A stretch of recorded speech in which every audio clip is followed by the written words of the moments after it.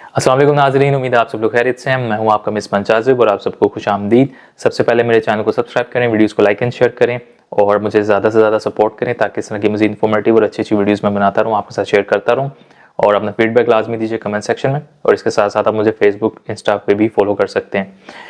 पाकिस्तान के अंदर जो टू व्हीलर सेगमेंट है, इसके अंदर स्पेसिफिकली अगर हम जो इलेक्ट्रिक बाइक्स हैं, इलेक्ट्रिक स्कूटर्स हैं, इनकी मार्केट को देखें तो पिछले कोई 3-4-5 सालों से जो चाइनीज़ कंपनीज हैं या चाइनीज़ प्रोडक्ट्स हैं वो काफ़ी ज़्यादा इन है, और उनके अंदर जो एक काफ़ी आपको एक प्रॉपर कंपटीशन नज़र आता है। डिफरेंट आपको प्रोडक्ट्स देखने को मिलती हैं जिसमें इंपोर्टेड भी हैं, लोकली मैन्युफैक्चर प्रोडक्ट्स भी आ जाती हैं। यहाँ पे तकरीबन जितने भी चाइनीज़ प्रोडक्ट्स हैं, ब्रांड्स हैं, उनकी कोशिश है कि किसी ना किसी तरीके से मार्केट को यहाँ कैप्चर किया जाए।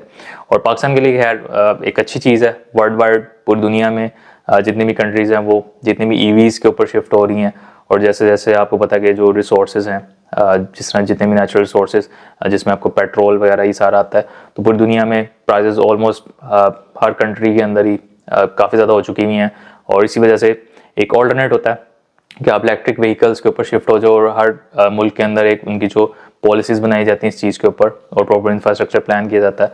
तो पाकिस्तान के अंदर भी आहिस्ता आहिस्ता चीज़ें इन हो रही हैं, और पिछले कोई 4-5 सालों से काफ़ी चाइनीज़ ब्रांड्स हैं जो इस मार्केट के अंदर काफ़ी ज़्यादा एक्टिव हैं। अभी रिसेंटली जो है होंडा ने भी अपनी एक जो है ई स्कूटर को अनवेल्ड किया है, विच इज़ बेनली ई, और उसके ऊपर मैंने खैर रिसेंट एक वीडियो बनाई है। अब यहाँ पे पहले तो हमें सिर्फ चाइनीज़ ब्रांड्स या चाइनीज़ प्रोडक्ट्स देखने को मिलती थी, लेकिन अब हमें ये नज़र आ रहा है कि आहिस्ता आहिस्ता अब ये जो कंपटीशन होगा ये शायद अब सिर्फ चाइनीज़ ब्रांड्स या प्रोडक्ट्स में नहीं रहेगा, ये अब इससे ज़्यादा एक्सपैंड होगा, और ये अब चाइनीज़ वर्सेस जापानीज़ प्रोडक्ट्स में आ जाता है। क्योंकि जो बेनली है ये एक प्रॉपर होंडा की जापानीज़ प्रोडक्ट है, और इंटरनेशनली ये डिफरेंट रीजन्स के अंदर ये आपको इसकी प्रेजेंस मिलती है इन डिफरेंट वेरिएंट्स। और इसी तरह अभी एक चाइनीज़ एक और नई प्रोडक्ट जो कि अभी रिसेंटली ही जिसको अनवेल्ड किया गया है, और इसकी बल्कि प्रॉपर लॉन्चिंग भी हो चुकी हुई है, विच इज़ याडिया T5। ये एक चाइनीज़ मैन्युफैक्चरर है, और पाकिस्तान के अंदर अभी लाहौर के अंदर इनका पहला डिस्प्ले सेंटर बना है। और रोड प्रिंस जो पाकिस्तान के अंदर काफ़ी टाइम से बाइक्स की मैन्युफैक्चरिंग कर रहे हैं, तो ये बेसिकली इन्होंने ही याडिया को यहाँ पे पाकिस्तान के अंदर लॉन्च किया है। अब इस याडिया की जो है ये बेसिकली पाकिस्तान के अंदर मेरे ख्याल से ये फर्स्ट टाइम इन्होंने ये अपनी एक प्रोडक्ट इंट्रोड्यूस की है, और इसकी जो स्पेशलिटी है, जो इसको बाकी जितने भी इलेक्ट्रिक बाइक्स हैं, इलेक्ट्रिक स्कूटर्स हैं, जो टू व्हीलर सेगमेंट आपका आ जाता है उससे डिफरेंट जो बनाते हैं, उसमें सबसे पहले जो यहाँ पे अगर मैं मेंशन करूँ तो यहाँ पे जो याडिया है ये आपको TTFAR टेक्नोलॉजी प्रोवाइड कर रहा है, और ये फर्स्ट टाइम किसी भी टू व्हीलर सेगमेंट के अंदर ये टेक्नोलॉजी प्रोवाइड की जा रही है। और इसके अंदर जो कुछ फैक्टर्स हैं जो कि इस टेक्नोलॉजी के अंदर आते हैं, और इसको मज़ीद सबसे जितनी भी इसके कंपेटर्स को अगर आप देखें उनसे डिफरेंट बनाते हैं, उसमें मैं एक दो जो फैक्टर्स हाईलाइट करना चाहूँगा, जिसमें सबसे पहले इसके अंदर जो बैटरी यूज़ की गई है वो बेसिकली एक ग्राफेन लेड एसिड बैटरी है। और ये बैटरी जो है ये याडिया ने ही 2019 में इसको इंट्रोड्यूस किया था मार्केट के अंदर, और उसके बाद इसकी फर्स्ट जनरेशन बनी, फिर सेकंड, और अब जो पाकिस्तान में T5 लॉन्च किया इसके अंदर इसकी थर्ड जनरेशन यूज़ हो रही है। और थर्ड जनरेशन जो है इसकी इसको अगर आप कंपेयर करते हैं, जो अगर हम इसकी स्पेशलिटी देखें इस बैटरी की क्या है, तो अगर आप डेफिनेटली फिर आप उसको कंपेयर करेंगे लिथियम आयन बैटरी के साथ। तो अगर आप लिथियम आयन के साथ इसको कंपेयर करते हैं तो याडिया की तरफ से ये कहा जाता है कि ये battery comparatively lithium ion battery उससे तकरीबन 5 टाइम्स ज़्यादा एफिशिएंट है इन टर्म्स ऑफ चार्जिंग, और यानी कि फास्ट चार्ज जो सपोर्ट करती है वो लिथियम आयन बैटरी से 5 टाइम्स ज़्यादा तेज़ी के साथ चार्ज कर सकती है। और इसके अंदर जो एनर्जी स्टोर होती है वो as compare to lithium ion battery तकरीबन 40 to 45% तक ज़्यादा इसकी कैपेसिटी है कि एनर्जी को अपने अंदर स्टोर कर सकती है। और इसके साथ साथ इसका जो लाइफ साइकिल है वो जो याडी की तरफ से बताया जा रहा है, वो तकरीबन इस बैटरी का लाइफ साइकिल 1000 से लेके और 1400 साइकिल तक इसका लाइफ टाइम बताया जा रहा है, इसका लाइफ साइकिल जो है।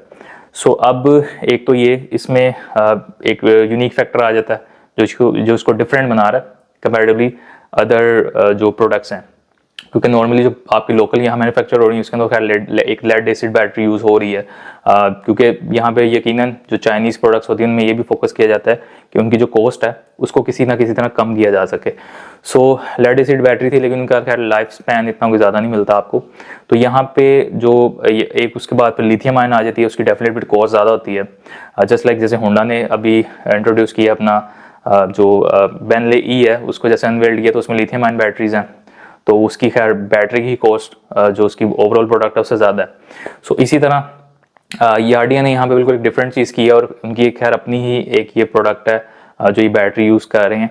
और इसके साथ साथ जो पाकिस्तान में T5 लॉन्च किया गया, इसके ऊपर तकरीबन आपको 18 मंथ्स की वारंटी भी दी जा रही है। और मेरे ख्याल आई गेस ये शायद बैटरी की वारंटी है, क्योंकि मैंने कुछ जगहों पे देखा है और कुछ मैंने आर्टिकल्स खैर पढ़े भी हैं जिसमें दिया हुआ है कि इंटरनेशनली यार्डिया जो है उसके ऊपर तकरीबन 2 ईयर्स की फ्री रिप्लेसमेंट वारंटी दे रहा है इस बैटरी के ऊपर। सो अब यहाँ पे पहली चीज़ तो आ गई इसकी बैटरी।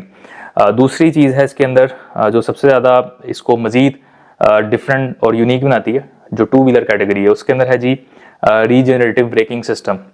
इससे पहले किसी भी 2 व्हीलर सेगमेंट के अंदर आपको, किसी भी इलेक्ट्रिक बाइक, इलेक्ट्रिक स्कूटर के अंदर आपको ये वाला सिस्टम देखने को नहीं मिलता।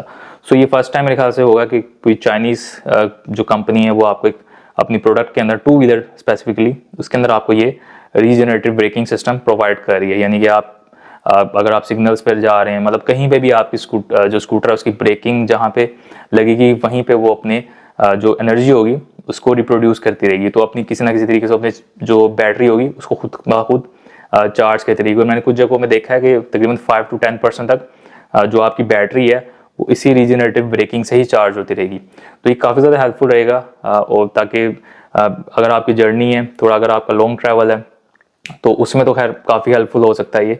और इसमें स्पेसिफिकली अगर मैं रेंज देखूँ इसकी तो तकरीबन 100 से 105 किलोमीटर्स तक इसकी मैक्सिमम रेंज है ऑन सिंगल चार्ज। और जो इसकी टॉप स्पीड है वो तकरीबन 50 किलोमीटर्स तक इसकी टॉप स्पीड आपको मिलेगी। और इसके साथ जो उसमें मोटर है वो तकरीबन 800 वोल्ट की मोटर यूज़ की गई है। और इसके साथ इसकी जो बैटरी है वो उसके अंदर वो आपको 72 वोल्ट 26 एम्प आर के अंदर आपको बैटरी मिलेगी। और जैसे मैंने आपको बताया TTFAR, और इसका वैसे इसको हम जो फुल फॉर्म इसकी बनती है TTFAR की, ये technology tyre frame aerodynamics and range. So ये इसकी फुल फॉर्म बनती है। सो ये जो कुछ फैक्टर्स हैं जो, और इसके अलावा जो इसके अगर आप इसको चार्ज करते हैं तो चार्जिंग के ऊपर, ये फुल चार्ज के ऊपर तकरीबन आपके ये मैक्सिमम इसके 2.5 यूनिट्स लगेंगे। सो ये ओवरऑल इसकी कुछ चीज़ें थी जो कि मुझे जो हाईलाइट मैं करना चाह रहा था, पॉइंट्स जो कि मुझे भी खैर डिफरेंट लगे भी और यूनिक भी लगे और काफ़ी ज़्यादा यूज़फुल भी लगे हैं। बाकी फर्दर देखना पड़ेगा इसकी। अभी तो खैर पाकिस्तान में इसकी अभी स्टार्टअप है, तो अब देखते हैं इसका क्या रिस्पॉन्स आता है जो कंज्यूमर मार्केट के पॉइंट ऑफ से देखा जाए तो। और इसमें जो सबसे इंपॉर्टेंट चीज़ है उसका प्राइस है। जो प्राइस अभी तक मैंने सुना है इसका वो तकरीबन 2,45,000 इसका प्राइस जो है वो सुनने में आ रहा है। सो अब इतने प्राइस ब्रैकेट के अंदर आपके ख्याल में आपको क्या लगता है कि ये फिजिबल रहेगा? और मेरा खैर अपना जो पॉइंट ऑफ व्यू है, मेरे ख्याल से तो अगर आप इलेक्ट्रिक बाइक का जैसे सेगमेंट देखें, बल्कि आप CD70 भी देखें तो वो भी आपको 1.5 लाख तक की आपको कोस्ट कर रही है, 1.5 से भी शायद ऊपर चली गई है।